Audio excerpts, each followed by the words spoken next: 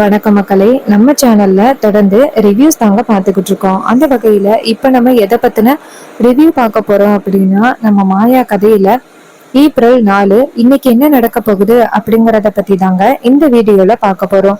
So மறக்காம இந்த வீடியோக்கு லைக் பண்ணிக்கோங்க, நம்ம சேனலை சப்ஸ்கிரைப் பண்ணிட்டு பக்கத்துல உள்ள பெல்லைக்கானையும் கிளிக் பண்ணி ஆல்னு செட் பண்ணிக்கோங்க. அப்பதாங்க அடுத்து வீடியோஸ் போடும் பொழுது உங்களுக்கு நோட்டிபிகேஷன் வரும், பார்க்கலாம். சரி வாங்க வீடியோல என்ன நடந்துச்சு அப்படிங்கறத பத்தி நம்ம இப்ப பார்ப்போம். என்ன நடக்குது அப்படின்னா, நம்ம மாயா என்ன பண்றாங்கன்னா நேரா வீட்டுக்குள்ள போயிட்டு யோசிக்கிறாங்க. அந்த கார்த்தி கண்டிப்பா அந்த ஹோட்டல்ல தான் இருக்கான் அப்படிங்கிறது நமக்கு நல்லாவே தெரியும். கரெக்டா அந்த ரூம் ஓபன் பண்ண நேரத்துல அந்த கார்த்தி யாரது அப்படின்னு கேட்டான். அவனோட வாய்ஸ் எனக்கு நல்லாவே ஞாபகம் இருக்கு. அதே நேரத்துல அங்க உள்ள அந்த மேனேஜர் நேரா என்ன திட்டினாரு. அந்த ரூமுக்குள்ள இருக்கிறத பாதுகாக்கிறதுக்காக இப்படி பண்றாரு. அப்ப அவருக்கும் இதுல தொடர்பு இருக்கு. அப்ப புவனேஸ்வரி சொல்லிதான் அந்த மேனேஜர் இப்படி பண்ணிக்கிட்டு இருக்காரு. கார்த்தியை எப்படி வெளியில கொண்டு வர்றது அப்படின்னு யோசிக்கிறாங்க மாயா. அப்பதான் மாயா நினைக்கிறாங்க, அந்த கார்த்தி என்ன நல்லவனா? அவன் கெட்டவன் தானே. இத்தனை பெண்களோட வாழ்க்கைய அழிக்கிறதுக்கு என்னெல்லாம் பண்ணிருக்கான். அவனுக்கு நம்ம தான் தண்டனை கொடுக்கட்டும். அவனை எப்படியாவது வெளியில கொண்டு வரணும் அப்படின்னு மாயா யோசிச்சுக்கிட்டு இருக்காங்க. அப்பதான் அந்த இடத்துக்கு வக்கீல் வராரு. வக்கீல் ரகுராம் சார் அப்படின்னு கூப்பிட, அப்ப ரகுராமுக்கு வக்கீல் சவுண்டு கேட்டதோட வெளியில வராரு. வெளியில வந்ததோட வக்கீல பார்த்துட்டு வணக்கம் சார் அப்படின்னு சொல்ல, வக்கீல் சொல்றாரு, சார் ரொம்ப முக்கியமான ஒரு விஷயமா தான் சார் வந்தேன். அதுக்கு ரகுராம் கேக்குறாரு, சொல்லுங்க என்ன முக்கியமான விஷயம்? அப்ப வக்கீல் சொல்றாரு, சார் கொஞ்ச நாளைக்கு முன்னாடி மேடத்து மேல ஒரு கேஸ் விழுந்துருச்சுல, அதுக்கு ஜாமீன் முடிய போகுது சார். கார்த்தி இறந்த கேஸ்ல ஜானகி மேடத்தை கைது பண்ண போறாங்க. இது கேட்டதும் ஜானகிக்கு ரொம்ப அதிர்ச்சி. அப்ப சிவா சொல்றாரு, சார் என்ன சார் இன்னும் தான் அவங்க மேல எந்த தப்புமே இல்லையே சார். அப்ப வக்கீல் சொல்றாரு, சார் இவங்க ஆஜரானதுனால அவங்களதான் சார் கைது பண்ற மாதிரி இருக்கும். வேற வழி இல்ல சார். இன்னும் 2 நாள் தான் இருக்கு சார் ஜானகி மேடத்தை கைது பண்ண. இது கேட்டதும் ரகுராம் சொல்றாரு, அவங்க எடுக்கிற முடிவுக்கு நான் எப்படி பொறுப்பாக முடியும்? கைது பண்றேன்னா கைது பண்ணி கூட்டிட்டு போகட்டும் அப்படின்னு சொன்னதோட சிவா சொல்றாரு, அண்ணா என்னன்னா இப்படி சொல்றீங்க? ரகுராம் சொல்றாரு, சிவா நான் என்ன சிவா பண்ண முடியும்? அவங்க எடுக்கிற முடிவுக்கு அவங்க தான் அனுபவிக்கணும். இதுக்கு நான் என்ன பண்ண முடியும் அப்படின்னு ரகுராம் சொன்னதோட சிவா ரொம்ப ஷாக் ஆகுறாரு.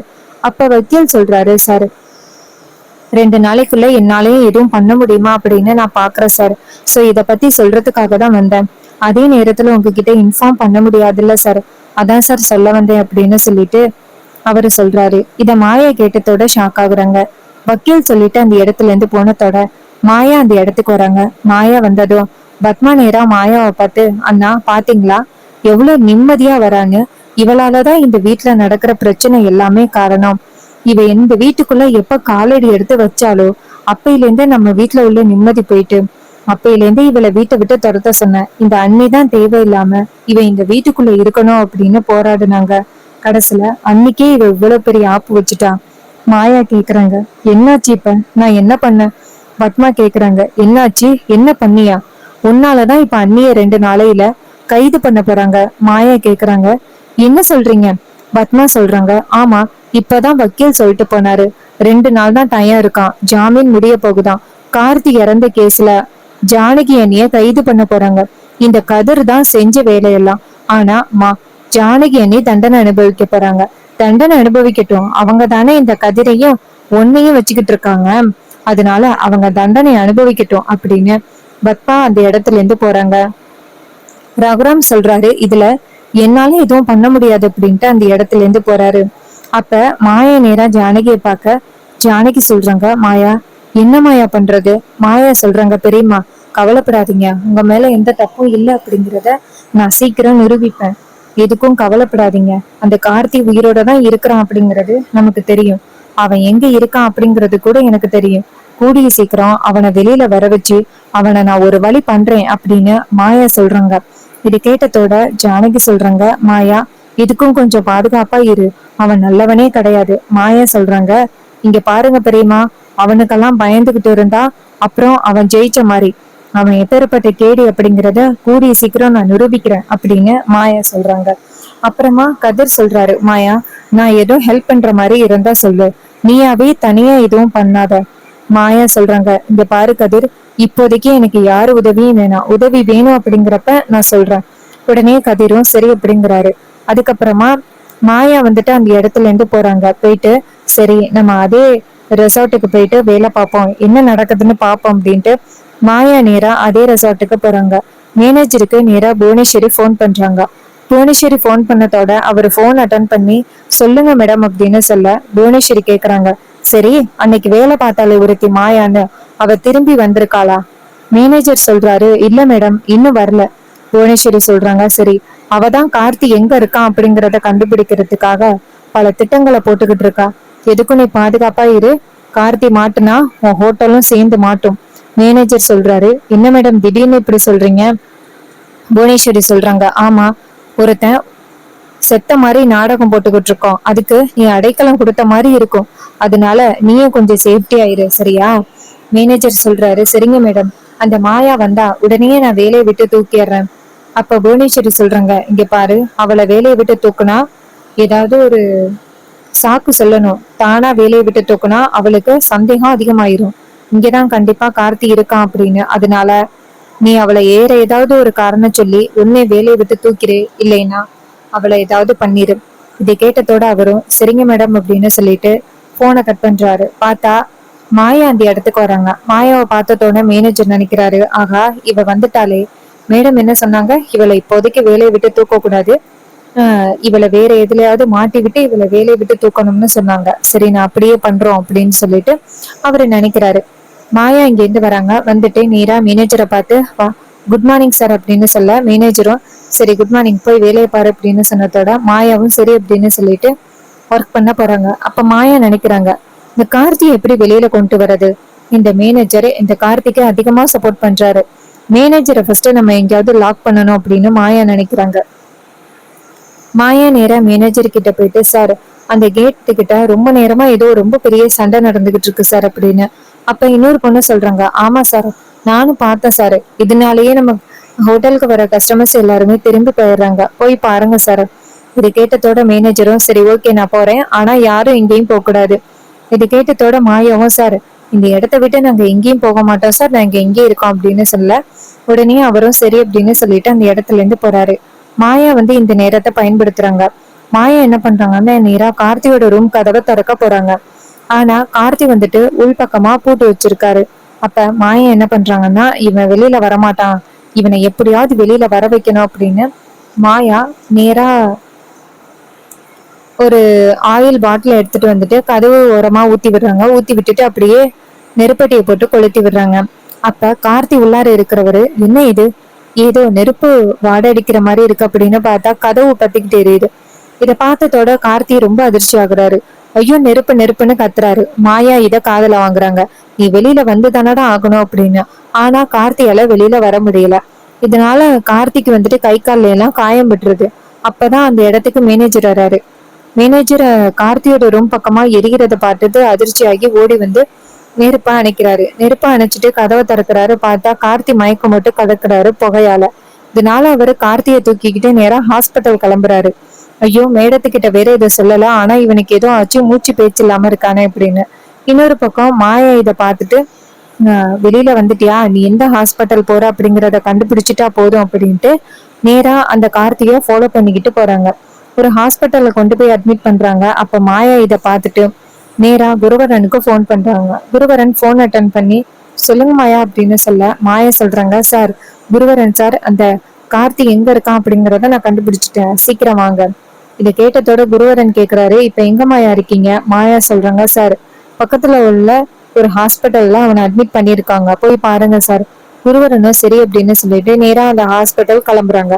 இன்னொரு பக்கம் அந்த மேனேஜர் நேரா புவனேஸ்வரிக்கு ஃபோன் பண்றாங்க. புவனேஸ்வரி ஃபோன் அட்டன் பண்ணி சொல்லுங்க அப்படின்னு சொல்ல அவர் சொல்றாரு, மேடம் கொஞ்ச நேரத்துக்கு முன்னாடி ரூம்ல ஃபயர் ஆயிட்டு மேடம், கார்த்திக்கு செமையா காயம் பட்டுருச்சு. ஃபாலோ பண்ணிட்டு போறாங்க.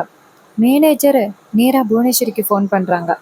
புவனேஸ்வரி ஃபோன் அட்டன் பண்ணி என்னாச்சு சொல்லுங்க, எமர்ஜென்சியா இருந்தா மட்டும்தானே ஃபோன் பண்ண சொல்லியிருக்கேன், என்னாச்சு அப்படின்னு கேட்கும் பொழுது மேனேஜர் சொல்றாரு, மேடம் இன்னைக்கு கார்த்திக் சார் இருந்த ரூம்ல ஃபயர் ஆயிருச்சு. இப்ப கார்த்திக் சாரை கூட்டிக்கிட்டு நாங்க ஹாஸ்பிட்டல் கொண்டுட்டு வந்திருக்கோம். அப்ப புவனேஸ்வரி கேக்குறாங்க, ஹாஸ்பிட்டலா முட்டாள், எதுக்கடா அவனை வெளியில கூட்டிட்டு வந்த? மேனேஜர் சொல்றாரு, மேடம் அவருக்கு கை கால்ல எல்லாம் பயங்கரமா தீ ஆகிருச்சு மேடம், அதான் கூட்டிட்டு வந்தோம். புவனேஸ்வரி சொல்றாங்க, இங்க பாரு, நான் ஒரு பொண்ணு மேல சந்தேகப்பட்டனே, அவ அங்க இருக்காளா? மேனேஜர் சொல்றாரு, அவ அங்கதான் மேடம் இருக்கா. அப்ப புவனேஸ்வரி சொல்றாங்க, முட்டாள் முட்டாள், அவ தான் இந்த மாதிரி பிளான் பண்ணியிருக்கா. கார்த்திக்கு அதிகமான அடிபட்டிருக்கா. அவர் சொல்றாரு, இல்ல மேடம், அதிகமான அடியெல்லாம் இல்ல, ஆனா கை கால்ல கொஞ்சம் தீக்காயமா இருக்கு. இது கேட்டதும் புவனேஸ்வரி சொல்றாங்க, இங்க பாரு, இது மாயா தான் பண்ணியிருப்பா. சீக்கிரம் அவனை வேற ஹாஸ்பிட்டலுக்கு டிரான்ஸ்ஃபர் பண்ணு. உடனே அவரும் சரி அப்படிங்கிறாரு. மாயா நேரா ஃபாலோ பண்ணிட்டு வராங்களா, வந்துட்டு பார்த்தா கார்த்தியை இன்னொரு ஹாஸ்பிட்டலுக்கு தூக்குறத பாக்குறாங்க. ஓ, அப்ப என் மேல சந்தேகம் வந்துருச்சு, அதனாலதான் கார்த்திய வேற ஹாஸ்பிட்டலுக்கு தூக்குறீங்க, விடக்கூடாது அப்படின்ட்டு மாயா ஃபாலோ பண்ணிட்டு போறாங்க.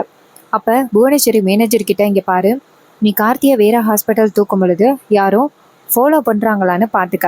அவரும் சரி அப்படின்னு சொல்லிட்டு பாத்துக்கிறாங்க. ஆனா மாயா ஒளிஞ்சுக்கிறாங்க. இன்னொரு ஹாஸ்பிட்டல்ல கொண்டு போய் கார்த்திய அட்மிட் பண்றாங்க. அப்ப புவனேஸ்வரி வந்துட்டு, நான் இந்த ஹாஸ்பிட்டலுக்கு வரேன், நீ அங்கேயே எப்படியாவது கார்த்திய பாத்துக்க, யாருமே கார்த்திய பாத்திரக்கூடாது, அதான் முக்கியம். யாராவது ஒருத்த கார்த்திய பார்த்தாலும் ரொம்ப பெரிய பிரச்சனை ஆகிரும், சரியா? இது கேட்டதும் மேனேஜரும், சரிங்க மேடம், நான் பாத்துக்கிறேன், நீங்க வாங்க அப்படின்னு சொல்லிட்டு போனை கட் பண்றாங்க. இது எல்லாத்தையுமே மாயா பார்த்துட்டு, ஓ, இது அந்த புவனேஸ்வரியோட பிளானா, நம்ம எப்படியாவது இதுல இருந்து குருவரனை கூப்பிடணுமே அப்படின்ட்டு நேரா குருவரனுக்கு ஃபோன் பண்றாங்க. குருவரன் ஃபோன் அட்டன் பண்ணி, சொல்லுங்க மாயா, என்னாச்சு?